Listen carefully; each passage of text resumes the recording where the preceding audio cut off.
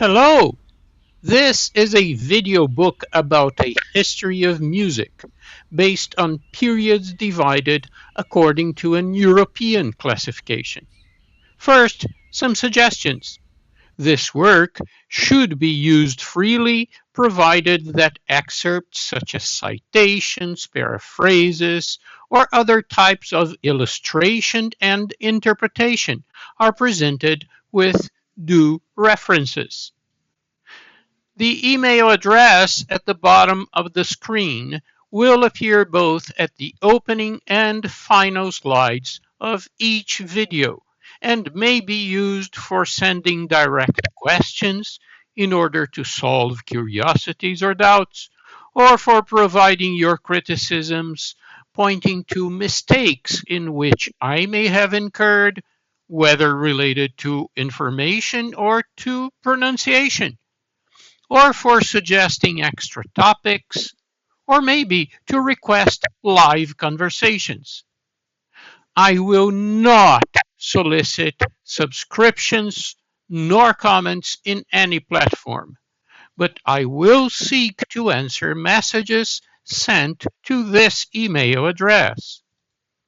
The topics in these videos are usually adopted in bachelor level music programs with weekly classes delivered over 3 or more years. However, on the first decades of the 21st century, the coursework for music history has been cut to roughly 2 years or less. The aim of this video book is not to substitute for that coursework, but to serve as a resource for discussions among participants in synchronous classes, whether in person or remotely, under the advisement of any musicologist. In those classes, then, one can discuss reinterpretations of these video contents, take up additional sources, including some of a different nature than musical ones, or even promote alterations to classes with regard to approach and syllabus arrangement. In the present videos, many topics will be condensed or even truncated, but taking advantage of the malleable nature of online presentations, other topics may be appended or expanded, even if exceeding the usual allotted time for regular classes. Usually, each video will last somewhat between 20 to 40 minutes, counting one full class of a bachelor level roughly every 3 to 4 videos.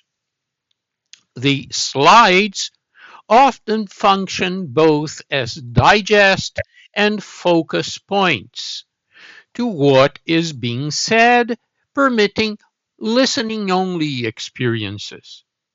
However, watching or even freezing some images is recommended in some situations. For example, when the slide contains music notation, or definitions of terminology, or direct references to sources, which serve to stimulate researches that I hope you may undertake. I believe that my face on the top corner of the screen is a proper artifice for curiosities, but it is also invasive. Thus, it will not appear in any of the other videos and in fact will be taken out in the next slide, which concludes this preface and begins the introduction proper. I will begin with two interrelated statements from works separated by 120 years. which, as they are serving as epigraphs, will reflect my own points of view on the breadth of available musicological interpretations. Usually, the opinions in these videos will not be my own, as will be made evident by indications of source references or by phrasings with a neutral syntax. But there should be no doubt that selections of topics and points of view are influenced by my own choices. Throughout this introduction and in videos on specific periods, my interpretations or personal opinions may appear and be made evident by the narrative context or by phrasings employing a first-person singular syntax, or else by means of a visual seal, appearing now on the screen, bearing the word opinion. The first epigraph will be a sentence published in 1902 in the introduction written by the British Hellenist Harry Stuart Macran to his translation of the treatise Elements of Harmony by Aristoxenos, a Greek philosopher and musical theorist from the 4th century before the Common Era. The second epigraph will be a fairly recent claim by the Swiss-Italian ethnomusicologist Marcello Sorce in a lecture delivered in September 2021.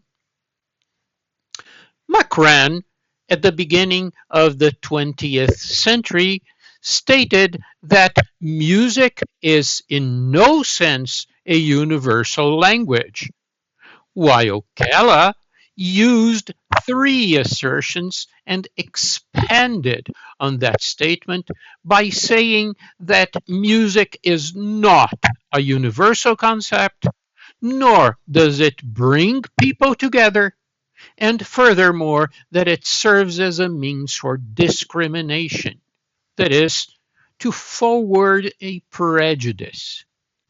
Quotations like these should not be gratuitous, and my interpretations will always accompany them.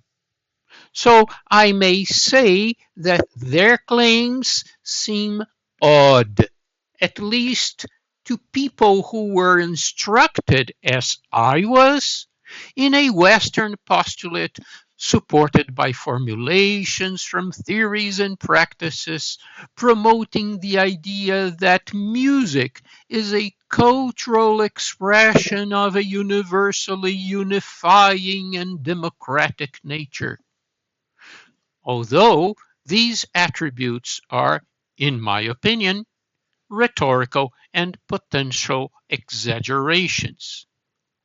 The postulate imposes acceptances of musical works, but ignores, for example, any displeasure that some audiences may have with regard to operas, funk, or even lullabies designed to instill fear into the imagination of children. Challenging that postulate, Macran and Keller proposed that music is analogous to a dialect or regional language, and thus reflects the expressive custom of the individual community in which it occurs. The assimilation and acceptance of most or all regional music by other communities depends on changes in signification that are imposed by means of at least three aspects: adaptations in both structure and expressiveness, persuasions toward the use of its musical materials, and roughly since the late 17th century, monetization as a result of the pre-capitalist Enlightenment. When those changes cannot be exploited, the narratives seek benefits in devaluings of regional music, with those attributes of unification and democracy losing their relevance.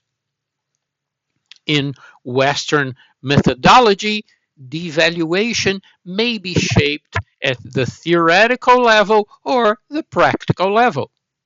For example, theoretical analysis may classify an unwanted regional music as primitive or charged as international raw material in order to justify its Western appropriation as means for development. As for the musical practice, it may demand that regional performers and audiences recognize syntaxes and expressiveness of a supposed Western origin. And if they show failure of understanding, they may be deemed dilettantes, undisciplined, uncultured, and even uncivilized, savage. These opinions, mine or not, depend on parameters such as definitions of objectives and functions of history, as well as on classifications of historical periods that here are limited to European concepts of aesthetics and style. Discussions about these objectives, functions, and periods also involve designations that indicate different scopes of this music history, plus examples and selections of information that serve to construct historical narratives. These groups of parameters will be presented in 4 videos corresponding to the 4 parts shown on the screen, which will be supplemented by appendices on basic abbreviations, nomenclatures, and references of selected sources for these presentations. In this first video, or part 1, I will outline some stylistic characteristics and dates for each aesthetic period. These characteristics for each period have been identified to serve as guidelines for historical analysis of the repertoire and to forward the idea of an unbroken chain of aspects between periods, in order to popularize a concept of music evolution, as well as to justify a level of sophistication that could be believed as particular to Europe and without parallel elsewhere in the world. The narrative could include a period of almost 500 centuries, approximately from 50,000 to 800 years before the Common Era, with the so-called musical prehistory, but except for ethnomusicology programs, that period is rarely included in Western music courses, and when it is, the inclusion gets only superficial comments or open devaluings and primitivization, or else assertions that downplay its influences over the Western music. The few extant nonverbal artifacts, and written records, mainly from Far and Middle Eastern civilizations, provided defense for a musicological rhetoric that avoids that period, due to a lack of materials and to their corruption, an academic word used for fragmentation. The earliest materials and closest to the Western world are fragments of instruments from the Paleolithic era, like bone flutes found in Eastern Europe, with approximate dates between 45,000 and 35,000 years before the Common Era, a time with only a few additional remains of other wind instruments and percussion.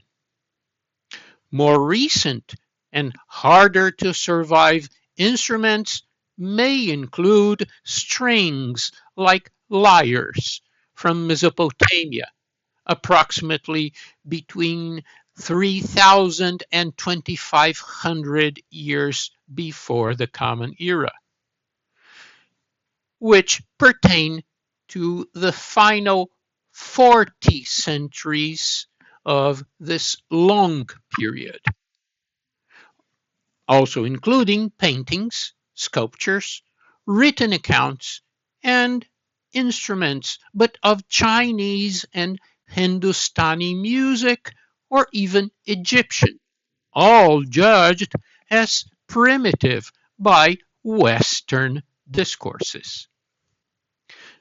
Unfortunately, I too must sacrifice this period since I do not possess enough detailed knowledge to select topics and to present in these videos a corresponding set of subdivisions and summary.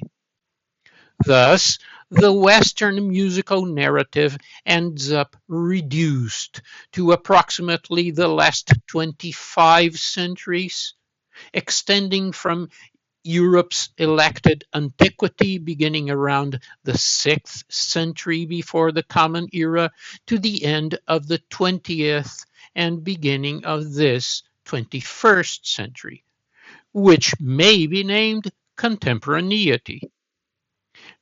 At this point, I must explain at least one chronological item already in use here, the indicator in English before the Common Era, abbreviated to the letters BCE, which chronologically corresponds to before Christ, a previous Western indication currently avoided, since history and chronology are not limited to any one religion.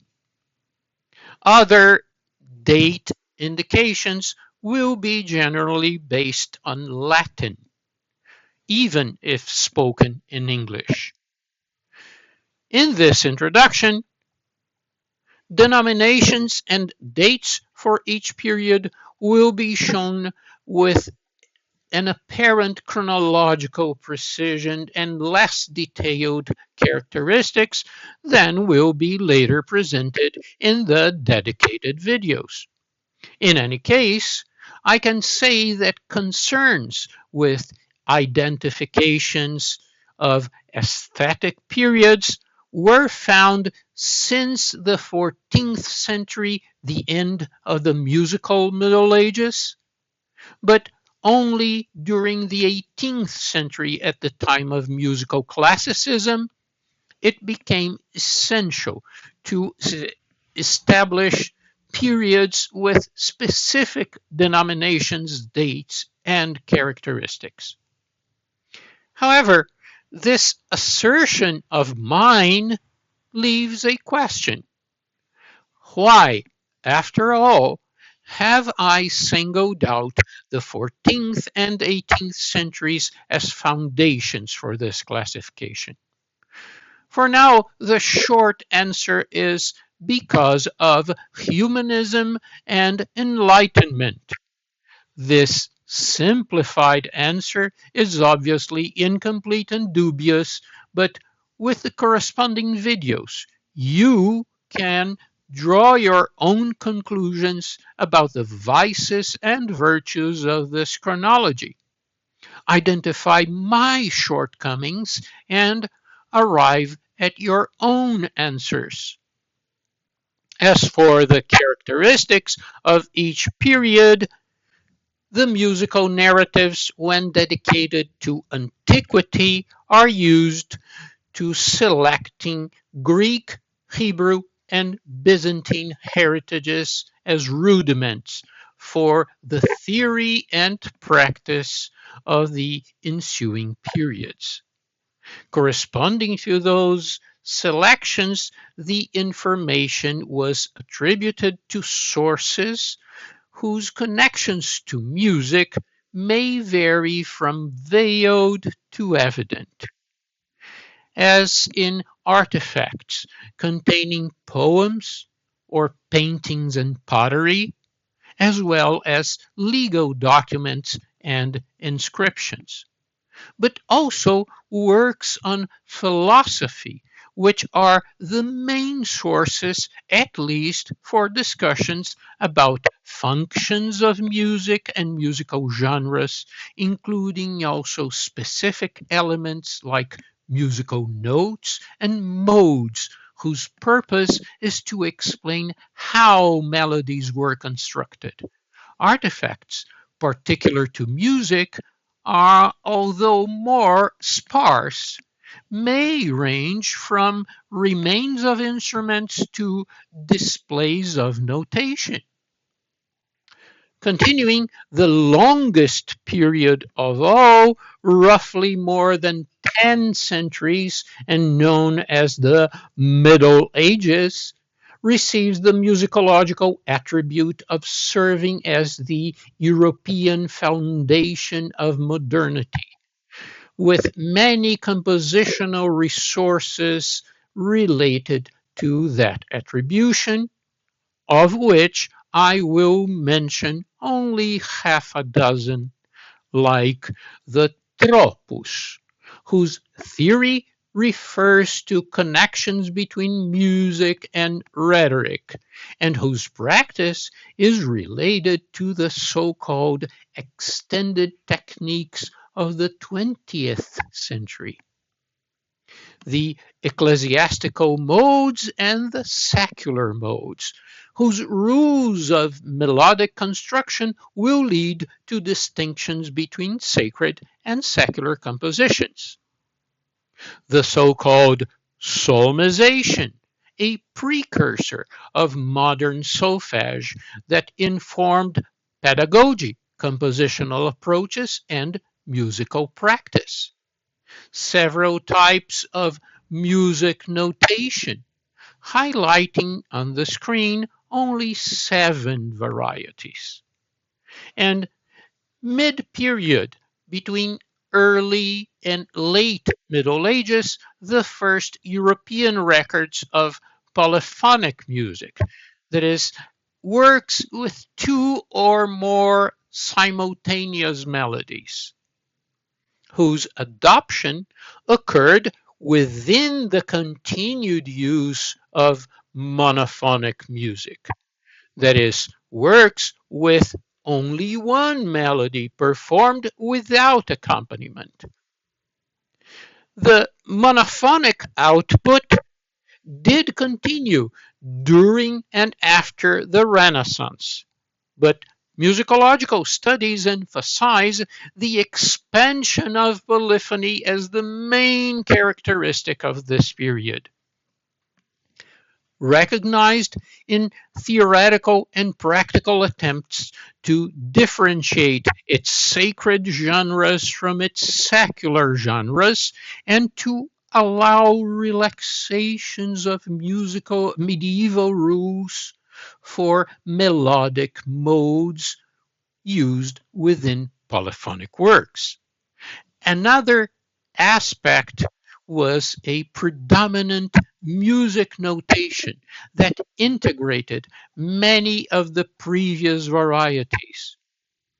This set of aspects enabled musicology to defend an internationalization, even if only European, as a general attribute of the Renaissance.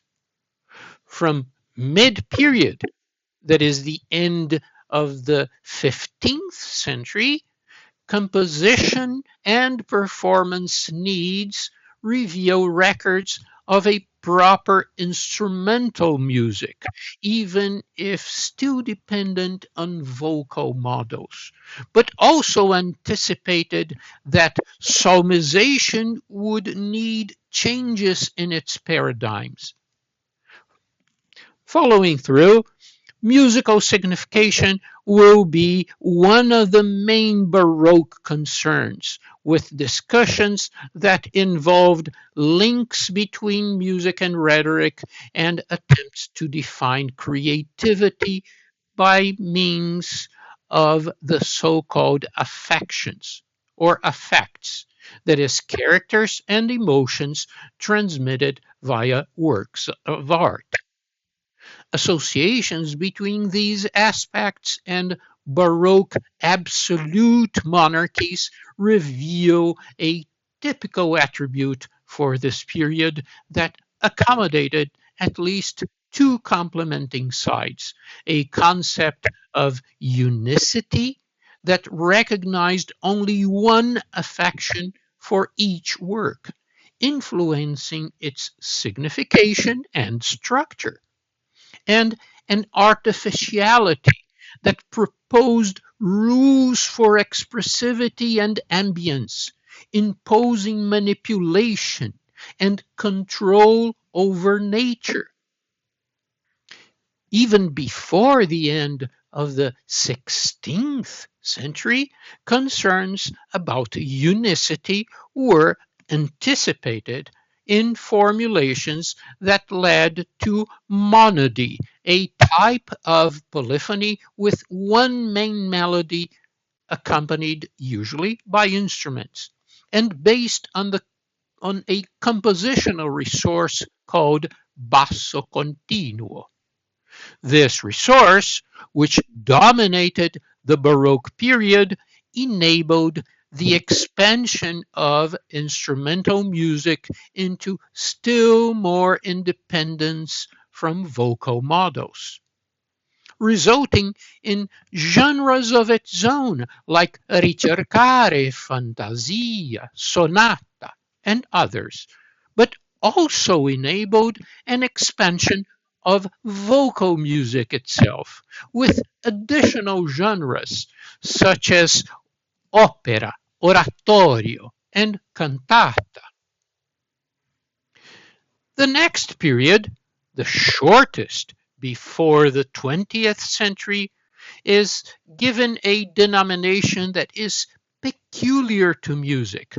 It is called musical classicism, or 18th century classicism, which corresponds to neoclassicism for the other arts. As standard attributes for this period, one can identify expectations of objectivity, regarded as one of the main values of any art, and of entertainment, regarded as one of the main functions. One of the bases for these expectations was another attribute, the concept of art as representation of nature in a non-manipulative way and as a reflection of the ambient and ambience. In philosophy, this was the time of enlightenment and encyclopedism, with literature which admits objectivity holding the highest status among the arts, while music, which appears to resist objectivity, holding the lowest status. In order to reach musical objectivity, several resources were cultivated, like its main aesthetic ideal called style galant, that encouraged musical works to be simplified and accessible to the public, and another later aesthetic ideal called empfindsamer Stil, that defended elaborated and expressive musical works. These were approached as complementary ideals, even if looking contradictory. Other aspects were the birth of musicology as a discipline that answered to the scientific inclinations of the time, albeit inserted in academe only at the end of this period, end of that 18th century. Changes in teaching, which began to focus on training and setting standards for performers. The concept of tonalism, already in use in uh, compositional practice and in the structuring of musical forms, although still lacking the complete theoretical formulations of the following century. The identification of the sonata form as the most representative structure of classicism, and which is essentially dependent on tonalism. Additionally, music notation took on the function of prescribing performance actions, expecting a corresponding obedience to the score. And instrumental music attained its full independence from vocal paradigms, both in chamber and in orchestral works. In the following century, music will rise, at least temporarily, to the highest status among the arts during the period named musical Romanticism, in which the expectation for the objectivity of classicism began to wane due to the increasing worth placed on subjectivity, which became one of the main attributes of this period. Contrary to simply reflecting nature, another attribute of Romanticism was to extrapolate, or rather to transcend nature, with music aspiring to represent the indescribable and to influence perceptions of the surroundings, life, and death.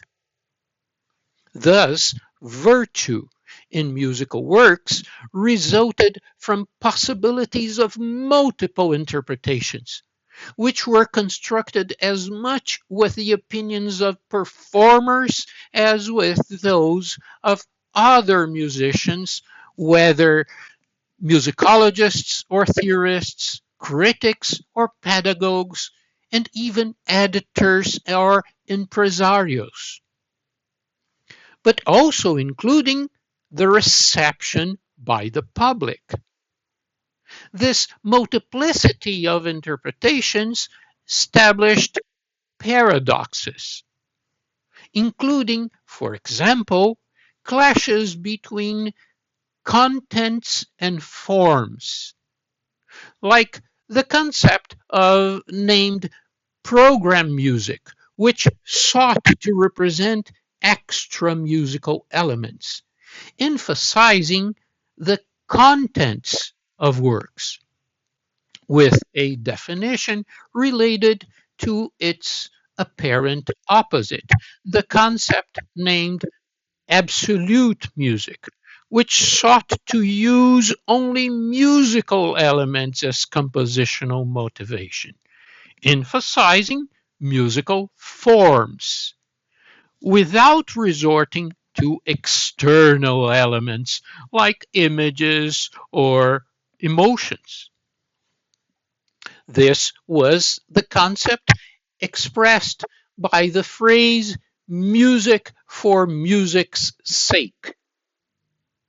There were also paradoxes in two areas: orchestral music, whose expansion sought to attain grandeur, both in expressivity and in compositional resources, with an increase in the number and variety of instruments, and the use of new musical genres like the tone poem, but also enhancing previous genres like symphonies and operas. And in chamber music, whose expansion sought to attain subjective and intimate expressivity with instrumental quartets, trios, duets, and solos, but also on the vocal side with the Lied, a German word used in all of Europe, meaning song. Benefiting from previous resources in present times, far, near, and current, both musical modernism and contemporaneity arrived at extrapolations and hybrid solutions, which influenced the musical output since the beginning of the 20th century to today. Concepts, structures, performance, and pedagogy were and still are reinterpreted and synthesized, generating new compositional tendencies, new aesthetic schools, with results whose understanding depends on resources from the past. For example, from the use of microchromatic pitches and chords up to new instruments and extended techniques in order to obtain variations of timbre or articulation. This sequence of periods and characteristics, to which I also comply for pedagogical ease, has the disadvantage of inducing the perception of centuries as if they were decades or years, thus promoting the idea of some natural evolution and coherence, although essentially artificial.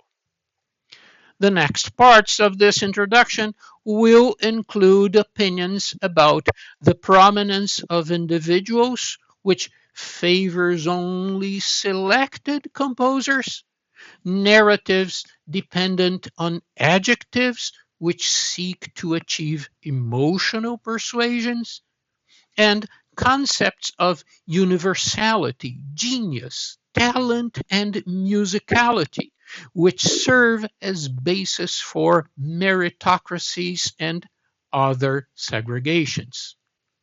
Summarizing, the understanding of Western music depends not only on the exposure to its theory and practice, but also to interpretations of both the narrative and the selection of topics. In the next video, part 2 of this introduction, I will talk about the objectives and main functions of history, which provide context to the European discourse. Enjoy!